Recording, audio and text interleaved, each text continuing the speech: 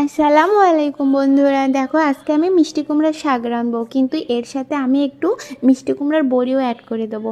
সব সময় তো একই রকমভাবে খাই, অনেক সময় চিংড়ি মাছও দিয়ে শাক রান্না করে খাই। আজকে আমি মিষ্টি কুমড়ার বড়িটা দিয়ে শাক রান্না করব। আর মিষ্টি কুমড়ার বড়িটা আমি খুব সুন্দর করে একদম গোল্ডেন কালার মতো করে ভেজে এটা আমি গুঁড়ো করে নিয়েছি।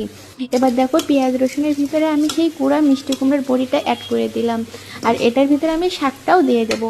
দেখো বন্ধুরা, ফাইনাল লুকটা। আর যখন খাওয়ার সময় মিষ্টি কুমড়ার বড়িটা মুখে পড়বে তখন কিন্তু অনেক ঘ্রাণ আসে আর খাইতে অনেক মজা লাগে, যদি নুন ঝাল সব ঠিকঠাক থাকে। মাশাল্লাহ, খাইতে কিন্তু অনেক মজা। আপনারাও কিন্তু বাসায় চেষ্টা করবেন।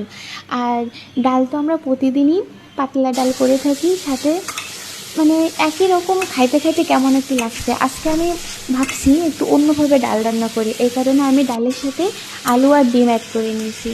এই যে মশলার ভিতরে আলুটা আগে দিয়ে নাড়াচাড়া করে তারপরে আমি ডালটা দিয়ে দিলাম, এবং ডালটা আমি হালকা নাড়াচাড়া করে যখন একদম তেল ছেড়ে দিবে তখন আমি এতে পানি অ্যাড করে নেব।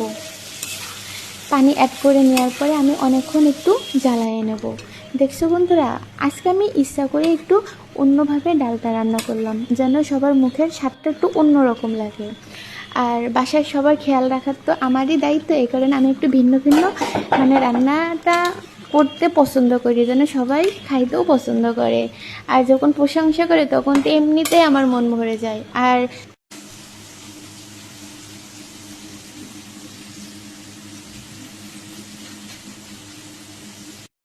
চলে গেছে।